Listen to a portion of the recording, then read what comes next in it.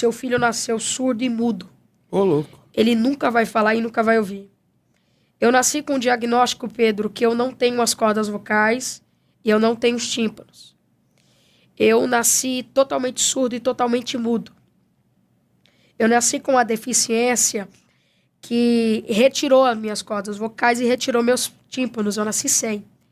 Sem os tímpanos, para quem está em casa, sem os tímpanos você não ouve. É o único órgão do seu ouvido que passa qualquer som e você consegue ouvir. Sem as cordas vocais você não consegue falar, porque são o único órgão que traz a vibração da voz que sai pela boca. Eu nasci sem. Por isso que eu não falava e por isso que eu não ouvia. E o diagnóstico da medicina foi que seria impossível qualquer dia eu falar e ouvir. Porque aos olhos da medicina é algo que não tem cura. Eu não podia usar aparelho, porque aparelho é para aquelas pessoas que têm 1% de audição. Eu tinha 0.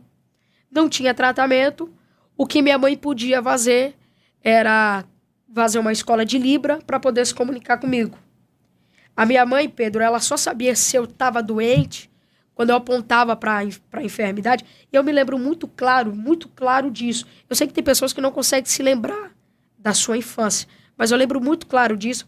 A minha mãe só sabia que se eu estava doente, se eu apontava para a dor, chorava. A minha mãe só sabia se eu estava com fome, se eu apontava para comida, sede, qualquer coisa. E minha mãe saiu muito angustiada, né, muito presa àquilo. E eu fiquei assim, dos meus 1 ano até os meus 3 anos de idade. Passei 1 ano, passei 2 anos. Quando foi no dia 12 de abril de 2013, no dia do meu aniversário de 3 anos de idade, eu acordei falando e ouvindo pela manhã. Isso foi um marco. Isso foi uma chamada. Isso foi um martelo que Deus bateu do céu. Isso foi algo que Deus moveu. E no dia do meu aniversário eu acordei falando e ouvindo. Caramba. E o que desperta curiosidade é que no dia seguinte eu acordei falando para minha mãe que queria ir para a igreja.